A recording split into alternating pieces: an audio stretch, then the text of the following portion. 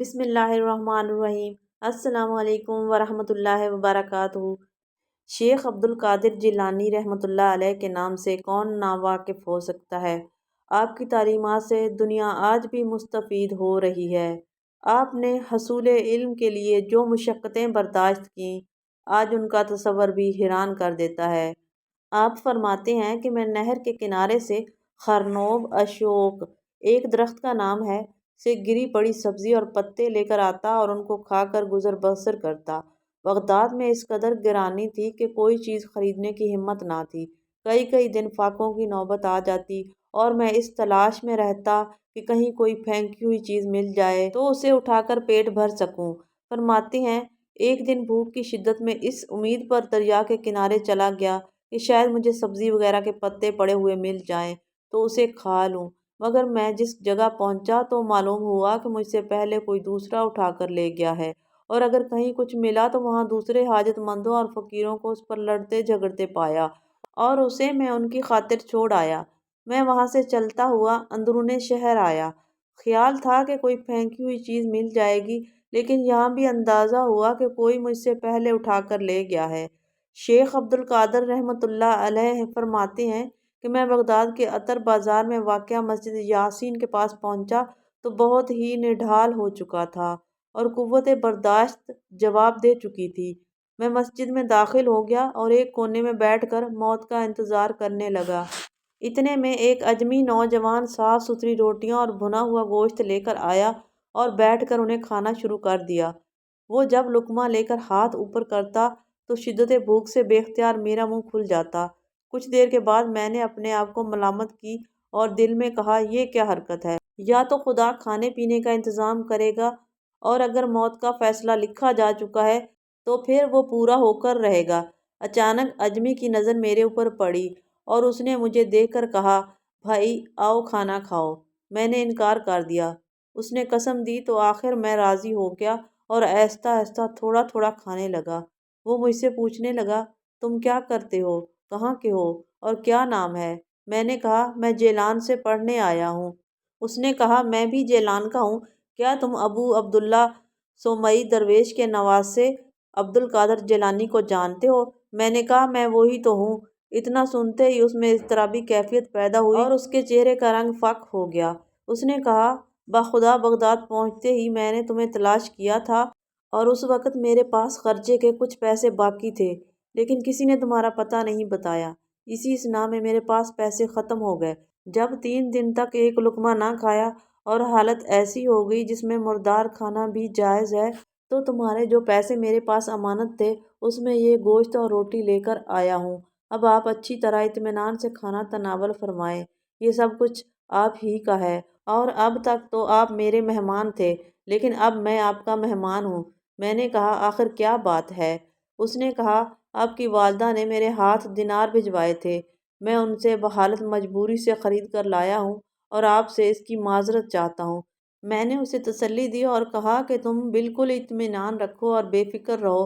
پھر میں نے بچا ہوا کھانا بھی اسے دے دیا اور زادِ راہ کے طور پر خرچہ بھی دیا۔ ایک دفعہ شیخ عبد القادر جیلانی کی خدمت میں شاہ سنجر نے جب صوبہ نیمروز کا کچھ علاقہ آپ کے لیے وقف کرنا چاہا کہ آپ بھی میری طرح عیش و آرام کی زندگی بسر کریں تو آپ نے جواب میں صاف انکار کر دیا اور کہا جو لطف نیم شب یعنی آدھی رات کی عبادت و ریاضت اور نیم شب میں اللہ کے حضور گڑ گڑانے میں ہے، وہ ملک سنجر کے تخت و بادشاہت میں کہاں؟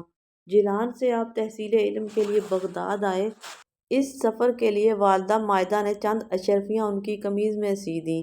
آخری نصیحت ان کی یہ تھی کہ بیٹا کبھی جھوٹ مت بولنا۔ جس قافلہ کے ساتھ آپ سفر کر رہے تھے اس پر رہزن حملہ آور ہوئے، قافلہ والوں کی لوٹ مار شروع کر دی، مال و اسباب سب چھین لیا۔ اس دوران ایک ڈاکو نے ان سے پوچھا کہ لڑکے تیرے پاس بھی کچھ ہے؟ آپ نے فرمایا ہاں، اتنی اشرفیاں ہیں۔ وہ بولا کہاں ہیں؟ فرمایا یہ میری قمیض کے اندر سلی ہوئی ہیں۔ اس نے تلاشی لی اور اشرفیاں نکل آئیں۔ ڈاکو حیران رہ گیا، پوچھا تو نے کیوں بتلایا؟ فرمایا میری والدہ نے کہا تھا کہ جھوٹ نہ بولنا، وہ آپ کو آپ کے سردار کے پاس لے آیا۔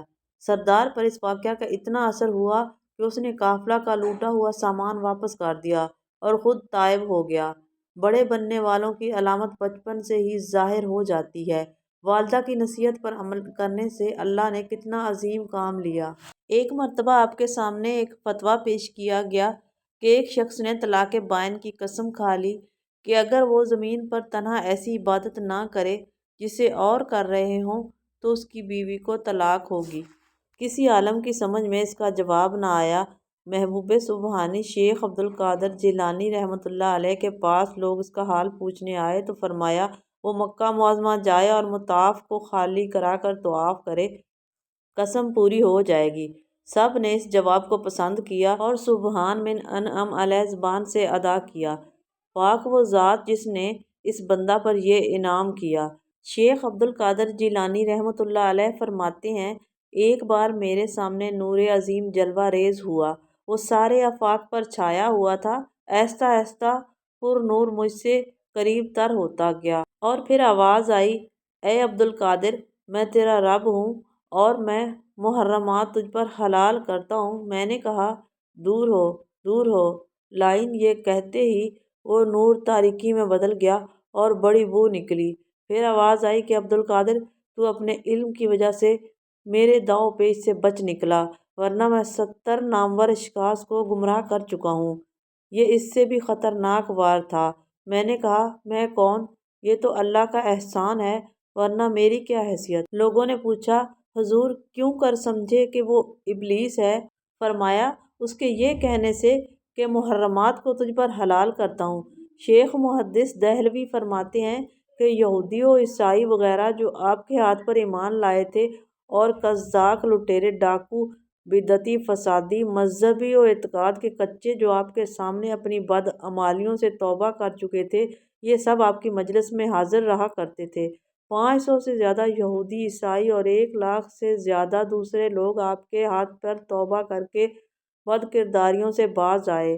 اعلیٰ مراتب ولایت پر فائز ہونے کے باوجود نفوس کی اصلاح و تربیت دشنگان علم کے لیے ہمہ وقت مشغول رہتے تھے۔ عقائد و اصول، درس و تدریس، افتاء اور اعتقادی و عملی بدعات کا کلا کما کرنے کے لیے ہمہ وقت مشغول رہتے تھے۔